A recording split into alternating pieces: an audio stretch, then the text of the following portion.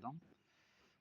12 + 8 - 5/2 5 × 1/2 × 12 -45 / 34/19.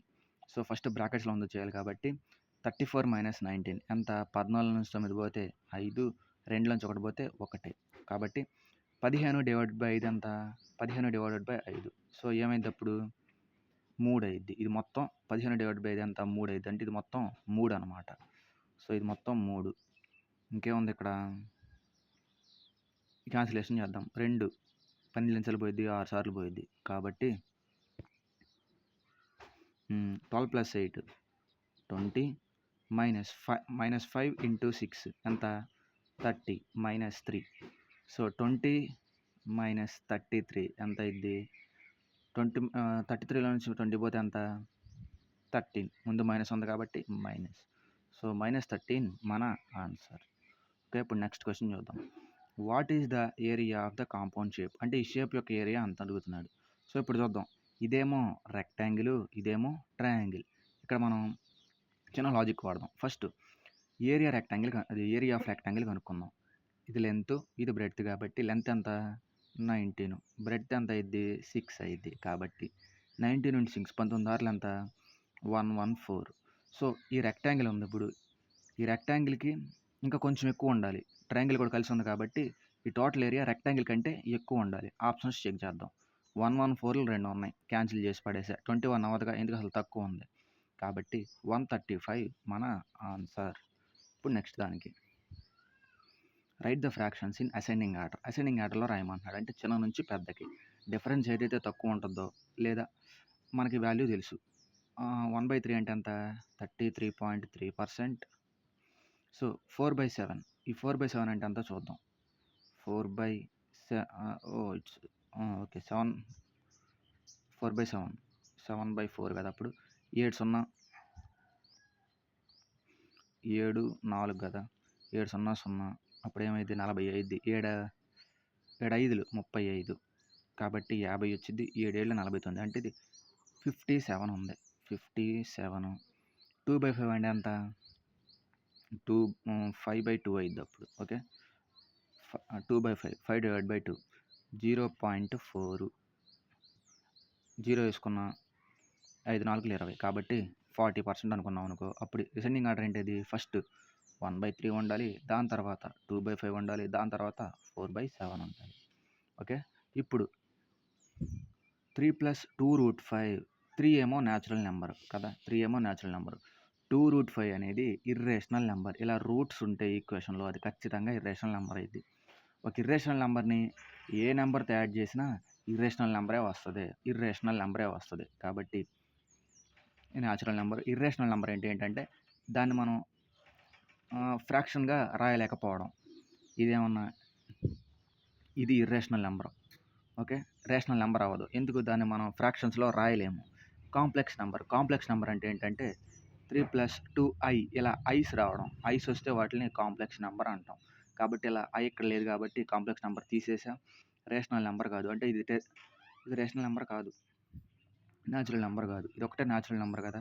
కానీ ఇక్కడ 2 + ఈ √2√5 వల్ల అది ఇర్రేషనల్ నెంబర్ అయిపోయింది. సో, ఇప్పుడు ఇది చూద్దాం. If any triangle ABC A + B + C = 2S, then sin A/2 = what? Then so, ఇది direct question. sin A/2 if A + B + C = 2S, if A + B + C = sin A/2 = sin B - sin C /√BC. ఇది direct question అన్నమాట. ఇది గుర్తుపెట్టుకోవాలి value. ఒకప్పుడు sign అడిగాడు కదా, next cos అడుగుతాడు. అంటే కాస్ A/2 ఎంత అని అడుగుతాడు. అప్పుడు ఏమని చెప్పాలి మనం? S × S - A/BC. ఈ రెండు వాల్యూలు ఖచ్చితంగా గుర్తుపెట్టుకోవాలి. If any triangle in ABC A + B + C = 2S, then sin A/2 అంటే మనం ఏం చెప్పాలి? √S - B -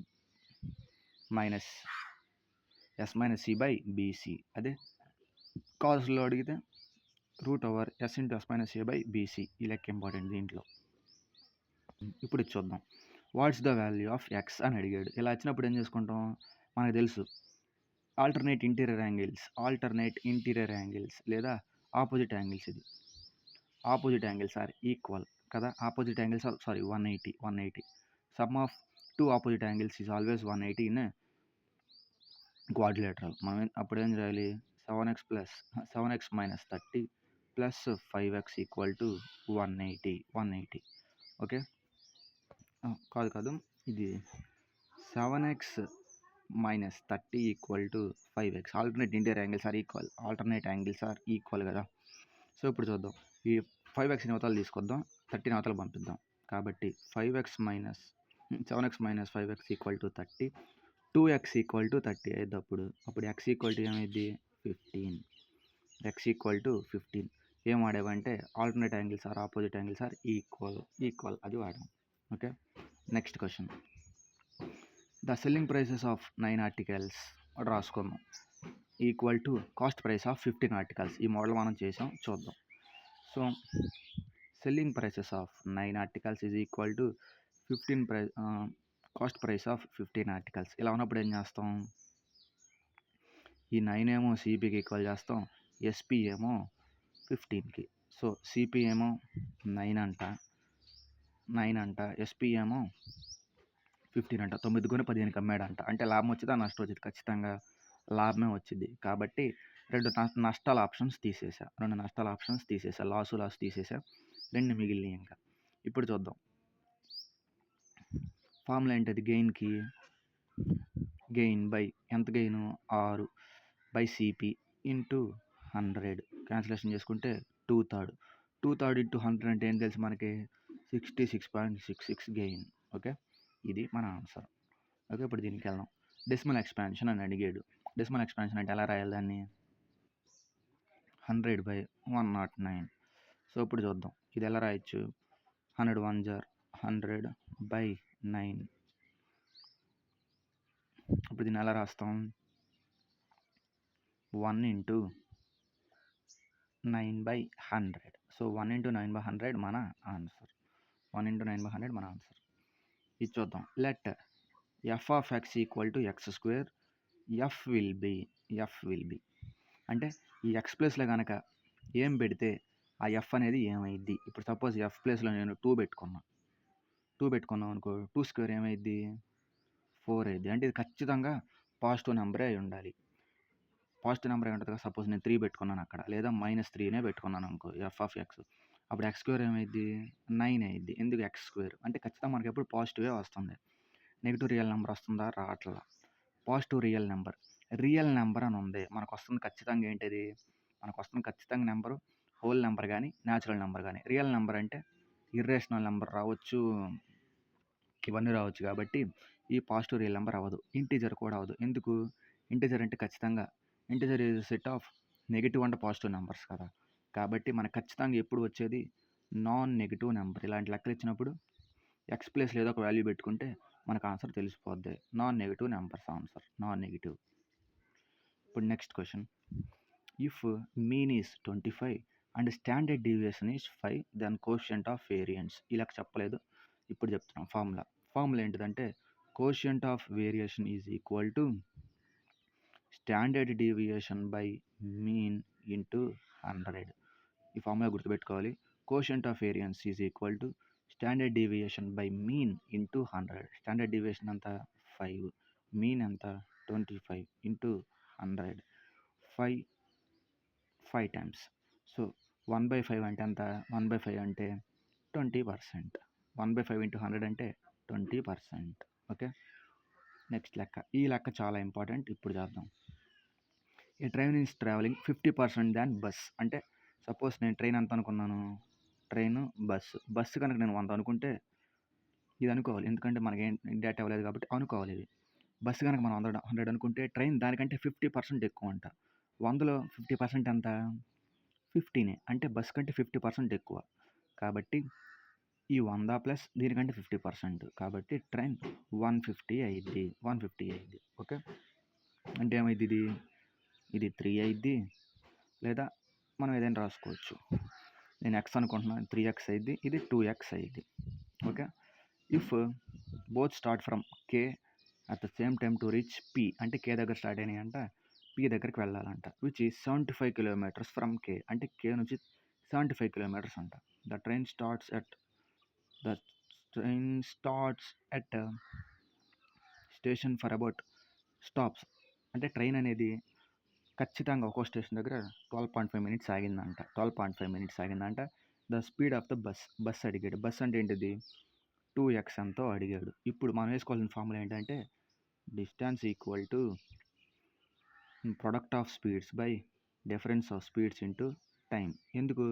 మనకు ఒక్క స్పీడ్ కావాలి, బస్ యొక్క స్పీడ్ కావాలి, కాబట్టి ఇక్కడ వచ్చేస్తుంది అది.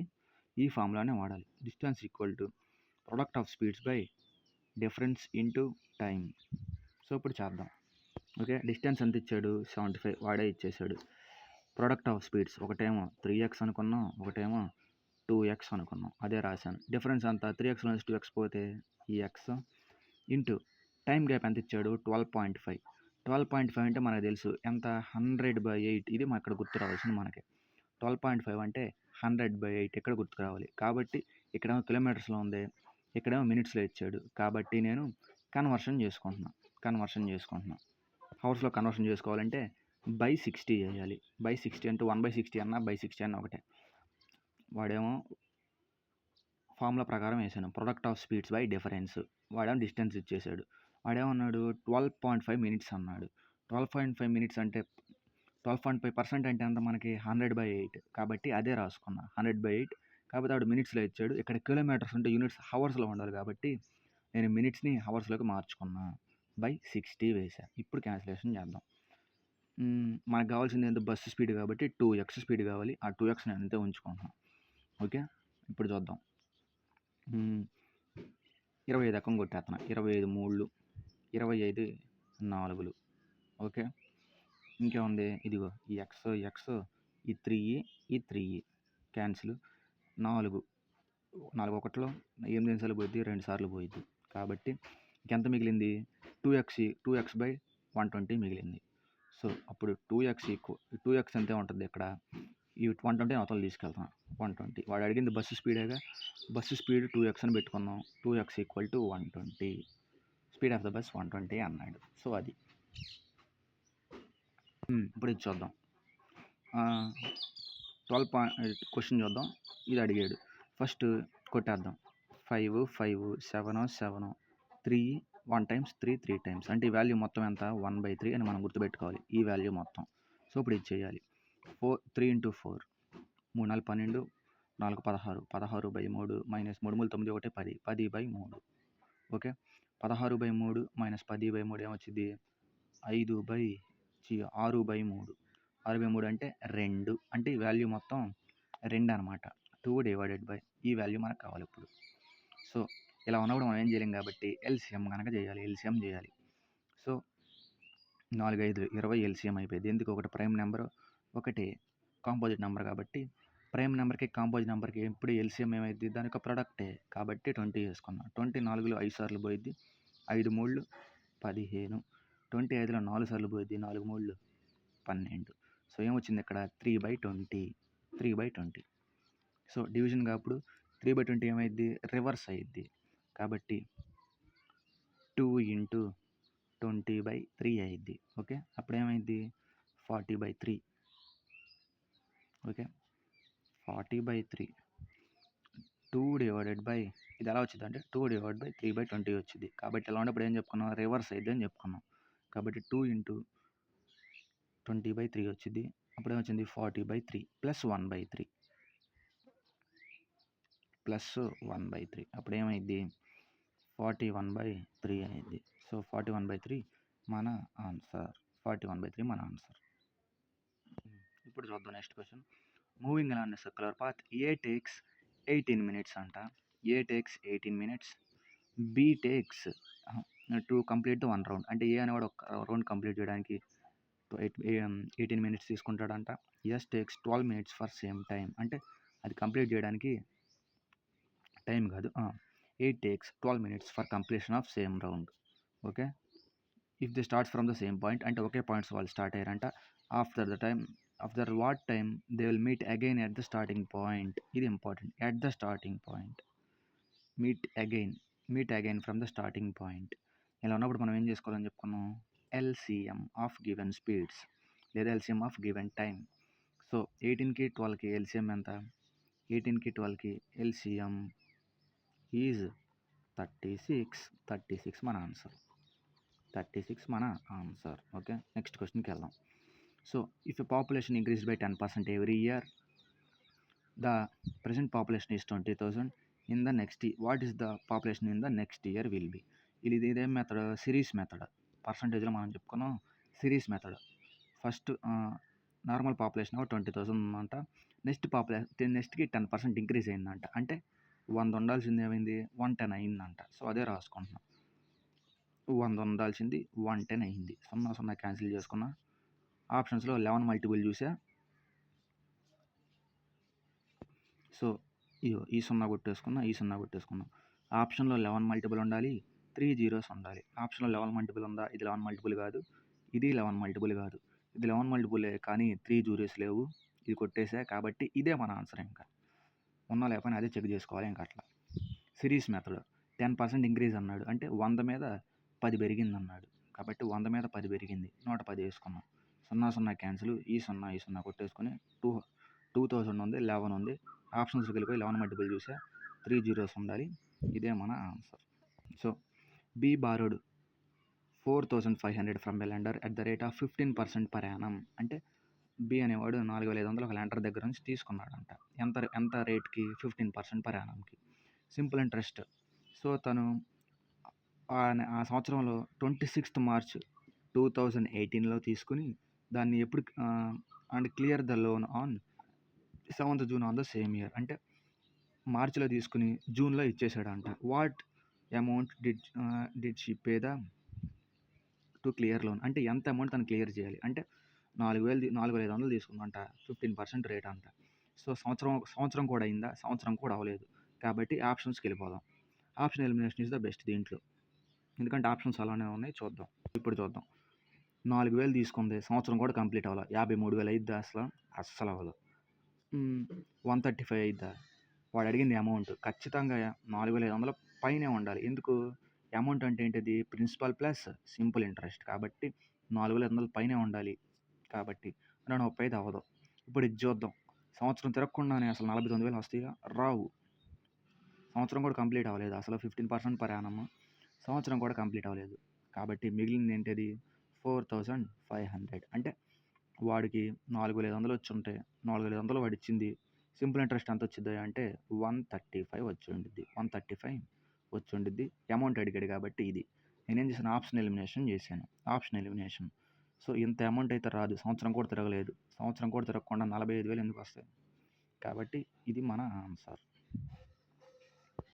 The sides of the triangle are in the ratio 5:4:5, 3:4:5. The triangle is అంటే 3x + 4x + 5x = 180 అంట. సో ఇదేం యాంగిల్ అని అడుగుతున్నాడు. ఏం ట్రయాంగిల్ అని. సో 5 సింపుల్ రేషియో మెథడ్ ఏం చేయొచ్చు? 180కి ఈక్వల్ చేసుకోవాలి. ఎన్ని ఉన్నాయి? 12 పార్ట్లు ఉన్నాయి. Okay, 5×9 12x = 180, x = 180/12. సో ఎన్నిసార్లు పోయింది? 12 1 జార్ 12 12 5 జార్ 50 60 సరిపోయింది. 15 వచ్చింది. అంటే ఇప్పుడు ఒక్కొక్క యాంగిల్ ఎంత చూద్దాం. 5 15 75, 15 4 60, 3 15 45. సో ఆప్షన్స్ చెక్ చేద్దాం. రైట్ యాంగిల్ ట్రయాంగిల్ అన్నాడు. రైట్ యాంగిల్ ట్రయాంగిల్ అంటే ఉండాలి? ఖచ్చితంగా ఒక యాంగిల్ 90 ఉండాలి. ఉందా? లేదు. అబ్ట్యూస్ యాంగిల్ అన్నాడు. అబ్ట్యూస్ యాంగిల్ అంటే ఏంటిది? 90 కంటే ఒక యాంగిల్ ఎక్కువ ఉండాలి. 90 కంటే ఒక యాంగిల్ ఎక్కువ ఉందా? లేదు. ఎక్యూట్ యాంగిల్ అన్నాడు. ఎక్యూట్ అంటే ఏంటిది? 90 కంటే యాంగిల్స్ తక్కువ ఉండాలి. ఉన్నాయా? అన్ని యాంగిల్స్ అంతే ఉన్నాయి. కాబట్టి ఎక్యూట్ యాంగిల్ రైట్ ఆన్సర్. ఇంకా మిగతాది మనం పట్టించుకోకర్లా. సో ఇది ఇలా చేయాలి. సో రేషియో ఇచ్చాడు కాబట్టి టోటల్ ట్రయాంగిల్కి ఈక్వల్ చేసుకున్నాను. టోటల్ ట్రయాంగిల్ యాంగిల్స్ ఎన్ని ఉంటాయి? సమ్ ఆఫ్ యాంగిల్స్ అంతా 180 కాబట్టి ఎక్స్ వాల్యూ కనుక్కుని యాంగిల్స్ కనిపెట్టా. ఆప్షన్ ఎలిమినేషన్ చేశా. Next question. The space diagonal of a cube is 8√3. What's the volume of cube అన్నాడు. First diagonal of cube formula ఏంటిది? a√3 = 8√3 అన్నాడు. సో అప్పుడు ఏ వాల్యూ ఏమైద్ది? 8 అయింది. సో సో ఏ వాల్యూ 8 అయ్యిద్ది. వాడేమన్నాడు వాల్యూమ్ ఆఫ్ క్యూబ్ అన్నాడు. Volume of cube formula ఏంటది? ఏ cube. ఏ cube అంటే 8 cube. అంటే √3లు చివర రావు తీసేస్తున్నాం. సో 8 క్యూబ్ అంటే ఎంత? 512. 512 మన ఆన్సర్. ఇప్పుడు చూద్దాం. A plants 5625 in a planter plants లేకపోతే a plants 5625 plants in his garden in such way that the number of rows and number of plants are each row remains same. అంటే ఒక వ్యక్తి ఉన్నాడంట. సో ఇటు ఎన్ని plants పాతాడో ఇటు అన్ని ప్లాంట్సే పాతాడంట. అప్పుడు అంతే కదా, ఇటు ఎన్ని ఉంటాయో ఇటు అన్నీ ఉంటాయి అన్నాడు. నంబర్ ఆఫ్ రోస్ అంటే number of rows is equal to number of columns are in the same. So number of plants అంటే ఒక్కొక్క రోలో ఎన్ని ప్లాంట్స్ పాతాడు అని అర్థం. అంటే ఇక్కడ ఎంత అప్పుడు ఇది మల్టిప్లై చేసుకుంటే ఈ ప్రోడక్ట్ రావాలి. ఇది మనం నేర్చుకుంది. అంటే ఇది మల్టిప్లై చేసుకుంటే ఎంత? x² ఈక్వల్ టు 5625 అంట. ఇది మనం వేసుకోవాల్సిన స్టెప్ ఇలాంటి లెక్కలు ఇస్తే. x² ఈక్వల్ టు 5625 ఈ రెండు మల్టిప్లై చేసుకుంటే ఈ పార్ట్ రావాలి. ఓకే, ఇప్పుడు దేని స్క్వేరు 5625 అయ్యిద్ది. దీన్ని స్క్వేర్ చేసామనుకో చివర్లో ఏమొచ్చింది? 2 స్క్వేర్ చేస్తే చివర్లో ఏమొచ్చింది? 4 వచ్చింది. కాబట్టి ఇది కాదు. దీన్ని స్క్వేర్ చేసామనుకో చివర్లో 0 ఉంది, 0 వచ్చింది. ఇది కాదు. 2813 ఉంది. దీన్ని స్క్వేర్ చేస్తే చివర్లో ఏమొచ్చింది? 3 స్క్వేర్ 9 వచ్చింది. కాబట్టి ఇది కాదు. 5 స్క్వేర్ 25 వచ్చింది. కాబట్టి ఇదే మన ఆన్సర్. క్రాస్ చెకింగ్ చేసుకుందామంటే చేసుకుందాం. 75 ఇలా ఉన్నప్పుడు ఏం చేసుకుంటాం అని చెప్పాం? 5 సేమ్ రాసుకొని ఇలా నెంబర్లు సేమ్ ఉన్నప్పుడు దీని తర్వాత నెంబర్ ఇంటూ చేయాలి. 7 8 56 సెట్ అయిపోయింది కదా. ఇలా చేయాలి దీన్ని. Okay, next question. A some divided among ABC in the ratio 2:3:7. So if C share is 15% more than B. ఇలా ఇచ్చినప్పుడు ఏం చేసుకుంటాం? మోర్ దాన్ అని ఇచ్చినప్పుడు డిఫరెన్స్ చేసుకుంటాం అని చెప్పాను. అంటే ఇది ABC కదా, C share is 15 more than B అన్నాడు. అంటే 7 - 3 = 15 అన్నప్పుడు find the total some. Total అంటే ఎంత? 12 పార్ట్లే ఎంత. సో 4 పార్ట్లు 15 అన్నప్పుడు 12 పార్ట్లు ఎంత? రెండు విధాలుగా చేయొచ్చు. క్రాస్ మల్టిప్లికేషన్ చేయొచ్చు. లేదా 4 12 అవ్వాలంటే ఎంత అయింది? ఇంటూ 3 అయింది. ఇక్కడ 15 ఇంటూ 3 చేస్తే మన ఆన్సర్ వచ్చేస్తుంది 45. లేదు నేను ట్రెడిషనల్ మెథడ్ చేస్తానన్నా ఓకే. Cross multiplication 15 × 12/4 4 3 45. సో ఇలా అయినా వచ్చింది. సో ఇలా ఉన్నప్పుడు 4 12 అయింది. ఎంత అయింది? ఇంటూ 3 మల్టిప్లై అయింది. అంటే 15 కూడా ఇంటూ 3 మల్టిప్లై అయితే మన ఆన్సర్ వచ్చేసింది 45. ఇప్పుడు ఈ క్వశ్చన్ చూద్దాం. To gain 25% after announcing a discount of 10%, the shopkeeper must be marked price of the article with cost price 360. So వాడేమి ఇచ్చాడు? మార్కెట్ ప్రైస్ ఇచ్చాడు, కాస్ట్ ప్రైస్ ఇచ్చాడు, గెయిన్ ఇచ్చాడు, డిస్కౌంట్ ఇచ్చాడు. అంటే ఇదేమో గెయిన్ అంటే ప్రాఫిట్, డిస్కౌంట్ అంటే లాస్ కదా. సో ఇప్పుడు మనం తెలిసిన ఫార్ములా ఏంటది? ఈ MP/CP equal to 100 + profit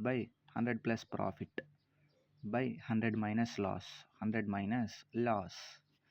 loss అంటే ఎంత? 10%. ఓకే, అప్పుడు వాడు CP ఎంత ఇచ్చాడు? 360 ఇచ్చేసాడు already. Ego cost price with 360 అంటే 125/90 = MP/360. ఇక్కడ చూద్దాం. 90 360 అయింది. అంటే దేంతో మల్టిప్లై అయింది? 4తో మల్టిప్లై అయింది. 90 360 అయింది. దేంతో మల్టిప్లై అవ్వాలి? 4తో మల్టిప్లై అవ్వాలి. ఇప్పుడు 125 కూడా 4తో మల్టిప్లై అయితే మార్కెట్ ప్రైస్ వచ్చింది. వాడు అదే అన్నాడు, మార్కెట్ ప్రైస్ ఎంత అని. సో 125 × 4 5 4 20 2 4 8 2 10 4 1 4 1 5 500. మార్కెట్ ప్రైస్ ఇచ్చాడు, కాస్ట్ ప్రైస్ ఇచ్చాడు, ప్రాఫిట్ ఇచ్చాడు, లాస్ ఇచ్చాడు. అవే మొత్తం సబ్స్టిట్యూట్ చేసి MP వాల్యూ కనుక్కున్నాం. సో అది. ఇప్పుడు చూద్దాం. If the HCF of 2 numbers is HCF of 48 and 144 is 48, then LCM ఎంత అని అడుగుతున్నాడు. మన తెలిసిన ఫార్ములా ఏంటిది? Product of 2 numbers is equal to HCF × LCM. Numbers అని ఇచ్చాడు. 48 × 144 ఈక్వల్ టు 48 × LCM. LCM మనం కనుక్కోమంది. HCF × LCM product of 2 numbers equal to ego product 2 నెంబర్లు ఇచ్చాడు. 2 నెంబర్లు రాసుకున్నాం. HCF LCM. ఓకే, ఇప్పుడు క్యాన్సిలేషన్ చేద్దాం. 48 పోయి అప్పుడు ఎల్సిఎం ఏమైంది 144. ఎల్సిఎం ఏమైంది 144 మన ఆన్సర్. నెక్స్ట్ క్వశ్చన్, ఇది గుర్తుపెట్టుకోవాలి. By selling watch at set an amount, Deepika suffered a loss of 10%. 10% పోగా అంటే 10% పోగా ఎంత ఉందో దాని దగ్గర ఇంకా 90% ఉంది, గుర్తుపెట్టుకోవాలి. By selling the watch for 140 more, ఈ మోర్ అనేది important. 140 more, she would have gain 4% gained 4% అంట. సో గెయిన్డ్ 4% అంటే అంత 100 మీద 4 గెలిచినట్టు 1.4 అయింది, 104 అయింది. సో 100లో 10 పోయింది, 90% అయింది. ఓకే, ఈ పర్సంటేజ్లు పోతాయి కాబట్టి మోర్ అన్నప్పుడు ఏం పెట్టుకుంటామని చెప్పుకున్నాం, మైనస్ పెట్టుకుంటామని చెప్పుకున్నాం. 140 అయింది. సో తను కనుక 140 ఎక్కువ అమ్మితే తనకు 4% గెయిన్ వచ్చింది అన్నాడు. అలాంటి సిచ్యువేషన్లో ఏం చేయాలంటే గెయిన్ మైనస్ లాస్. గెయిన్ అంటే ఎంత వచ్చినప్పుడు 104 వచ్చింది టోటల్. లాస్ 10% లాస్ కాబట్టి మిగతాది ఎంత ఉంటుంది, 90 ఉంటుంది. కాబట్టి 104 నుంచి 90 పోతే ఎంత, 104 నుంచి 90 పోతే 14 పార్ట్స్ 140 అయినప్పుడు వాడేం అడిగాడు, కాస్ట్ ప్రైస్ ఎంత మనకి ఎప్పుడు 100 తీసుకుంటాం. కాబట్టి 140 ఎలా అయింది, ఇంటూ 10 చేసుకుంటే అయింది.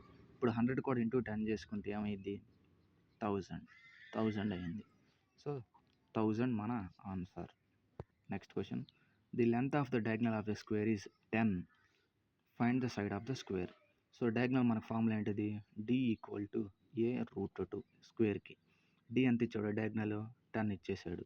a√2, ఈ √2ని కింద తీసుకొద్దాం. √2ని కింద తీసుకొస్తే ఏమైంది 10√2 = a. క్యాన్సిలేషన్ చేద్దాం. దీంతో 10 ఎలా రాసుకోవచ్చు, 5 × 2/2గా రాసుకోవచ్చు. మళ్ళీ కింద √2 ఉంది, √2 నుంచి 2 పోతే ఎంత ఉంటుంది, ఇంకా √2 ఉంటుంది. కాబట్టి 5√2 మన ఆన్సర్. ఓకే, ఇప్పుడు next question, what is the central angle for food. Central angle అన్నప్పుడు మనకి గుర్తు రావాల్సిన ఆప్షన్ ఏంటంటే 9 మల్టిపుల్ చెక్ చేసుకోవడం డైరెక్ట్గా. ఎందుకంటే సెంట్రల్ యాంగిల్ అన్నప్పుడు 360 ఉంటుంది. 360 అంటే 360 ఏ మల్టిపుల్, మొత్తం సర్కిల్ ఉంటుంది. సర్కిల్ అంటే ఎంత, టోటల్ యాంగిల్ 360 అంటే ఏ మల్టిపుల్, ఖచ్చితంగా 9 మల్టిపుల్. కాబట్టి ఇలా ఉన్నప్పుడు మనం వీటితో డేటాతో పని లేకుండా ఆప్షన్స్లోకి వెళ్ళిపోయి 9 మల్టిపుల్ ఒకటే ఉంటే దాన్ని టిక్ కొట్టేయాలి. సో 99 మల్టిపులే, 208 కాదు, 150 కాదు, 144 9 మల్టిపులే. కాబట్టి ఇలా ఏం చేయలేం, ప్రాసెస్కి వచ్చేయాలి. వాడేమన్నాడు, what is the central angle for food అన్నాడు. ఇలా ఇచ్చినప్పుడు ఏం చేయాలి, గివెన్ బై టోటల్ ఇంటూ 360 చేయాలి. గివెన్ ఎంత ఇచ్చాడు, ఫుడ్కి 400 ఇచ్చాడు. టోటల్ ఎంత అంటే 400 ప్లస్ 160 ప్లస్ 40 ఎంత 200, 400 plus 200 600, 250 plus 150 400, 600 plus 400 1000 into 360. So ఈ 2 సున్నాలు 1 1 36 నాలుగులు ఎంత 144. సో 144 మన ఆన్సర్. Okay then bye.